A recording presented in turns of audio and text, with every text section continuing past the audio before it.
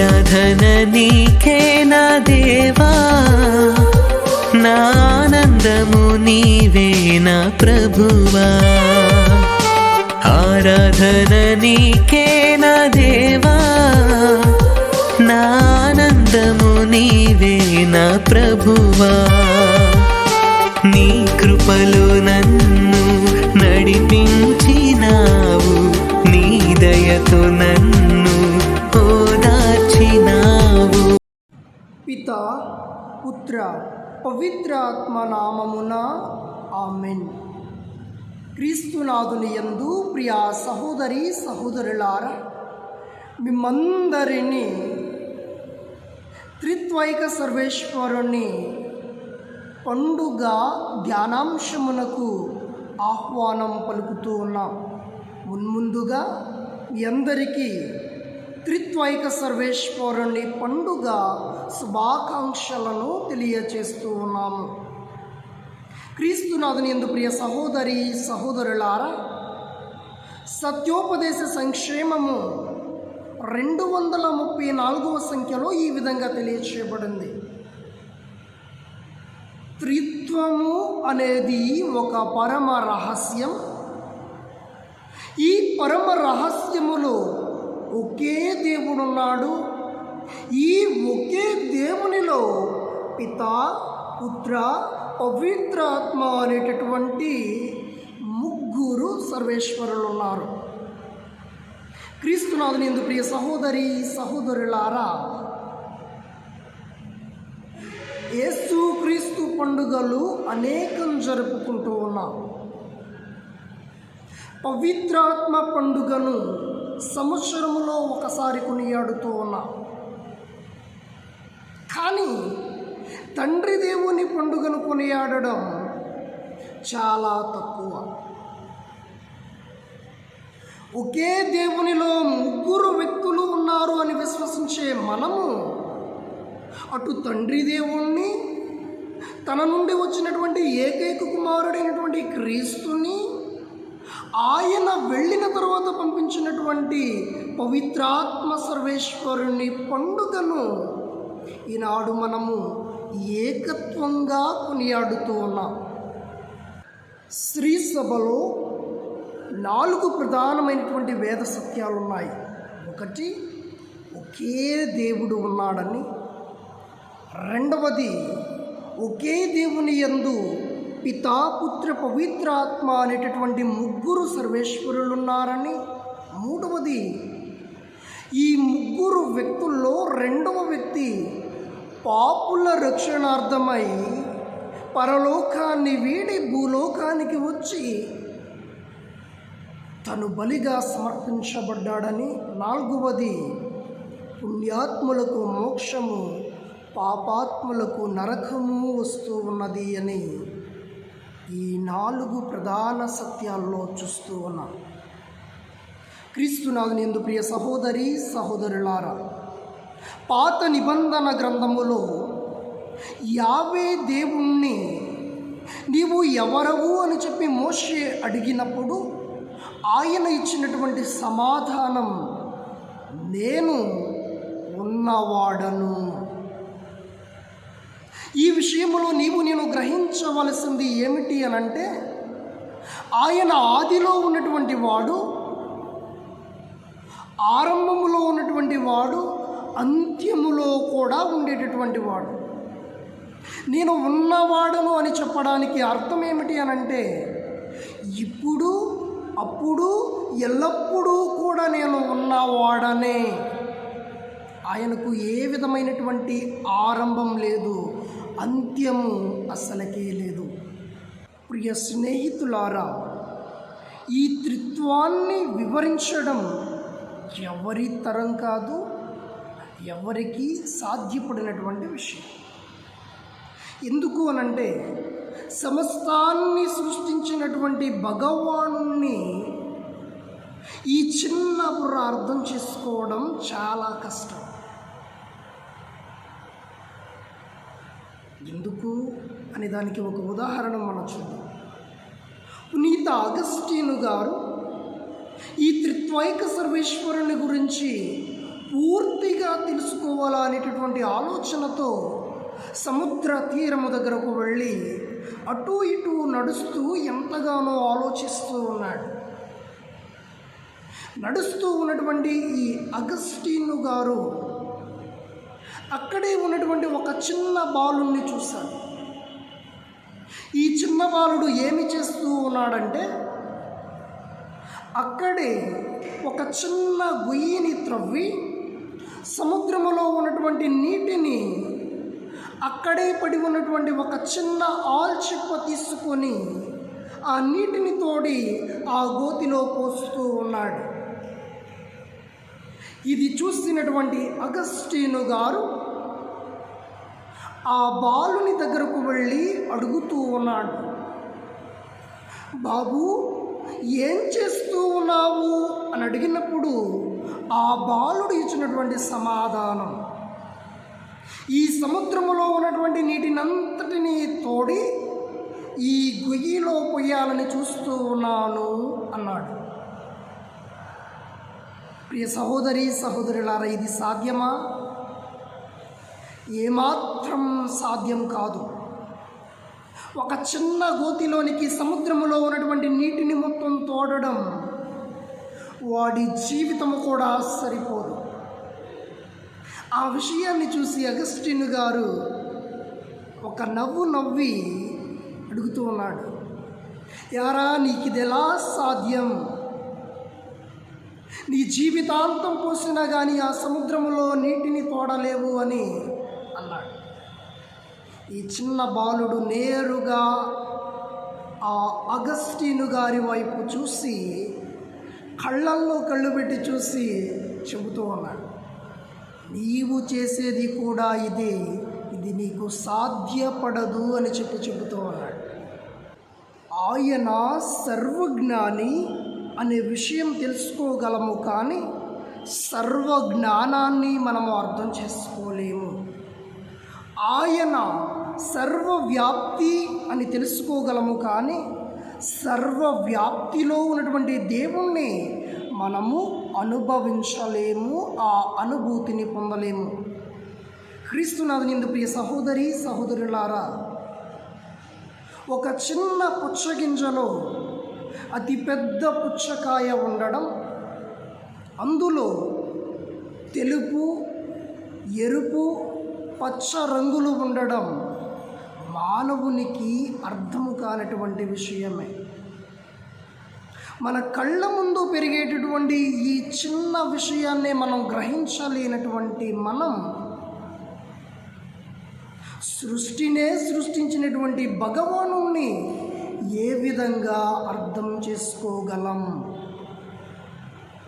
ముగ్గురు వ్యక్తులుగా ఉన్నప్పటికీ వారిలో ఉన్నటువంటి స్వభావం ఒక్కటే, దైవ శక్తి ఒక్కటే, వాళ్ళు చేసేటటువంటి పని అంతా కూడా ఒక్కటే, అన్నింటిలోనూ సరిసమానులు.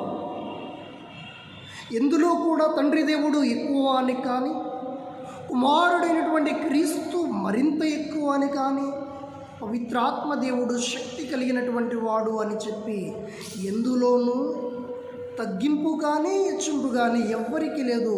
అన్నింటిలో అన్ని వేళలా సర్వసమానులు. క్రీస్తునాథునియందు ప్రియ సహోదరి సహోదరులారా, అందుకనే ఈ క్రైస్తవ జీవితంలో ప్రార్థన చేసే ముందు ఈ పితా పుత్ర పవిత్రాత్మ దేవుణ్ణి స్మరించుకొని ప్రార్థన ప్రారంభిస్తాం. దివ్య సంస్కారాలను నిర్వహించే ముందు ఈ పితాపుత్ర పవిత్రాత్మ దేవుణ్ణే స్మరించుకొని ఆ పూజలను, ఆ దివ్య సంస్కారాలను ప్రారంభిస్తాం. ప్రారంభంలోనూ ముగింపులోనూ ఉన్నటువంటి ఈ ముగ్గురు వ్యక్తుల యొక్క శక్తి మనకు ఇవ్వబడుతూ ఉంది. కనుక ఈ ముగ్గురు వ్యక్తులను పటిష్టంగా అర్థం చేసుకోవడానికి మనమేం చేయాలా? ఈ త్రిత్వములో ఉన్నటువంటి ప్రశ్నలు, త్రిత్వం అనేటువంటి పదము బైబిలు గ్రంథములో ఉన్నదా? రెండవది, ఈ సిద్ధాంతం అన్యుల ఆచారాల నుండి పుట్టిందా, దేవుడే సృష్టించిందా? మూడవది, త్రిత్వములో తర్కలోపము ఉన్నదా? నాలుగవది, యేసు తండ్రిని దేవుడు అని సంబోధించాడు కాబట్టి ఆయన ఒక్కడే దేవుడా? మరి ఈ కుమారుని పరిస్థితి ఏమిటి? పవిత్రాత్మ పరిస్థితి ఏమిటి? ఈ ప్రశ్నలకు కొద్ది సమాధానాన్ని చూద్దాం. థియాలజీ అనేటటువంటి పదము బైబిల్ గ్రంథంలో లేదు. థియాలజీ అంటే దైవశాస్త్రం. దేవుణ్ణి గురించి అర్థము చేసుకోవడానికి మానవుడు పెట్టినటువంటి పేరు థియాలజీ, దైవశాస్త్రం. బైబిల్ గ్రంథములో లేనప్పటికీ దేవుని గురించి ఎక్కువగా నేర్చుకోవడానికి వాడేటటువంటి పదము, దేవుని గురించి నేర్చుకోవడానికి వాడేటటువంటి పదం ఈ దైవశాస్త్రం. నాకు ఒక చిన్న ప్రశ్న, బైబిలు అనేటటువంటి పదం ఈ బైబిల్లో ఉందా? బైబిల్ అనేటటువంటి పదం బైబిలు గ్రంథములో ఎక్కడా మనం చూడాలి. బైబిల్ అనేటటువంటి పదానికి గల అర్థం కలెక్షన్ ఆఫ్ బుక్స్, పుస్తకాల సమ్మేళన చేసినటువంటి దానిని బైబిలు అని చెప్పి పిలుస్తాం. అది బైబిల్ గ్రంథంలో లేదు. సో ట్రినిటీ అనేటటువంటి పదము ఈ బైబిలు గ్రంథములో లేనప్పటికీ బైబిలు గ్రంథము యొక్క ఆవశ్యకతను నేర్పించడానికి పితా, పుత్ర, పవిత్రాత్మ అనేటటువంటి సర్వేశ్వరులు ముగ్గురు ఉన్నారని, ఈ ముగ్గురు మన బ్రతుకులను బాగు చేస్తారు అని తెలియచేయడానికి వాడేటటువంటి ఒక పదం ట్రినిటీ. అంటే పితా, పుత్ర, పవిత్రాత్మల యొక్క సమ్మేళనం త్రిత్వం. ఈ త్రిత్వం అన్యుల ఆచారాల నుండి పుట్టిందా? ఎన్నటికీ కాదు. ఒక సిద్ధాంతాన్ని పొందుకోవడానికి వేరొక సిద్ధాంతం అవసరం లేదు. లేదంటే మన హిందూయిజంలో బ్రహ్మ, విష్ణు, మహేశ్వర అనేటటువంటి త్రిమూర్తులు ఉన్నారు. ఈ ముగ్గురు వేరు వేరు, వాళ్ళ యొక్క పనులు వేరు, వాళ్ళు వ్యవహరించేటటువంటి తీరు వేరు. కానీ మన బైబిల్ గ్రంథంలో ఉన్నటువంటి త్రిత్వము, పితా, పుత్ర, పవిత్ర ఆత్మ యొక్క శక్తులు ఆ త్రిమూర్తులతో పోల్చదగినటువంటి వారు కాదు. దానికి దీనికి చాలా వ్యత్యాసం ఉంది. ఈ ముగ్గురు ఆరంభము లేనటువంటి వ్యక్తులు, ఒకే దేవుడు, కానీ ముగ్గురు వ్యక్తులుగా మానవ రక్షణ ప్రణాళికలో తమ వంతు బాధ్యతను నిర్వహించేటటువంటి వారు. ఒకరి తర్వాత ఒకరు వచ్చినప్పటికీ అందరూ ఒకటిగా ఉన్నటువంటి వారు. ఇందులో శక్తిలోనూ జ్ఞానములోనూ వారు చేసేటటువంటి పనులలోనూ ఏ విధమైనటువంటి వ్యత్యాసం లేదండి. వాక్యము దేవుడు ఒకటే అని అంటున్నది. అదే వాక్యము తండ్రి, కుమార, పరిశుద్ధాత్మ అనేటటువంటి దేవునిలుగా వర్ణిస్తూ ఉన్నది. ఈ రెండింటినీ పరిశీలన చేస్తే, మొదటిగా మానవుణ్ణి సృష్టించే ముందు యావే దేవుడు పలికినటువంటి మాట మావలే అని అంటాడు. నావలే అని ఎక్కడ యావే దేవుడు అని అన్నారు, మావలే అంటారు. అంటే మా త్రిత్వము వలే. ఈ విషయాన్ని మనం గమనించుకుందాం, తర్కలోపాన్ని తీసివేద్దాం. ఈ త్రిత్వములో తర్కలోపము ఉన్నదా? మొదటిది తండ్రి దేవుడు, కుమారుడు దేవుడు, పరిశుద్ధాత్మ ముగ్గురు కూడా దేవుళ్ళే. ఈ తర్క లోపానికి ఏ విధమైనటువంటి ఆస్కారము ఈ ట్రినిటీలో లేదు, ఈ త్రిత్వంలో లేదు. తర్క లోపము ఎప్పుడు వస్తూ ఉన్నది అని అంటే, ఎరుపు రంగు శబ్దాన్ని వినాలా అని మూర్ఖత్వంగా ప్రశ్నించినప్పుడు, డప్పు యొక్క శబ్దాన్ని వినడం కాకుండా దాని వాసనను చూడాలా, ఆ శబ్దం యొక్క వాసన ఎవడు గ్రహించలేడు. ఇలా మూర్ఖత్వంగా మాట్లాడినప్పుడు తర్క లోపము వస్తూ ఉన్నది. క్రీస్తునాథునిందు ప్రియ సహోదరి సహోదరులారా, ఈ విషయాన్ని అర్థము చేసుకోవడానికి మానవత్రిత్వము, సూర్యత్రిత్వము, గ్రంథము, నీరు, ఇట్లా కొన్ని రకాల ఉదాహరణల ద్వారా ఈ త్రిత్వాన్ని గురించి పరిపూర్ణంగా అర్థం చేసుకున్నాం. మొదటిది మానవ త్రిత్వము, శరీరము, ఆత్మ, ప్రాణము. ఈ మూడు సమ్మేళనమే మానవుడు. శరీరము తనకు తానుగా ఉండలేదు, ఆత్మ తనకు తానుగా ఉండలేదు, ప్రాణము తనకు తానుగా ఉండలేదు. ఈ మూడిటిని కలిపితేనే మానవుడు. రెండవది సూర్యత్రిత్వము, సూర్యుడు, సూర్యరశ్మి, సూర్యకాంతి. సూర్యుడు అనేవాడు ఎల్లప్పుడూ ఉంటూనే ఉన్నాడు. ఆ సూర్యరశ్మి ఈ భూలోకానికి, ఈ భూలోకం మీద పడుతూ ఉన్నప్పుడు, మానవుల మీద పడుతూ ఉన్నప్పుడు, ప్రకృతి మీద పడుతూ ఉన్నప్పుడు సూర్యుని గురించి పటిష్టంగా అర్థమవుతున్నది. సూర్యరశ్మి, సూర్యకాంతి, సూర్యకిరణాలు, సూర్యకాంతి. ఈ మూడు లేవా అనంటే ఎప్పుడూ ఉంటూనే ఉన్నాయి. దీనిని మనం అర్థం చేసుకోవడానికి సూర్యోదయము, సూర్యాస్తమయము అనేటటువంటి విషయాలను గమనిస్తూ సూర్యుని గురించి చదువుకుంటూ ఉన్నాం. మూడవది గ్రంథము. తనంతట తానుగా గ్రంథము, ఏ గ్రంథము నిలవబడదు. దానికి ఎత్తు, వెడల్పు ఇవన్నీ కూడా కలిస్తేనే ఒక గ్రంథం.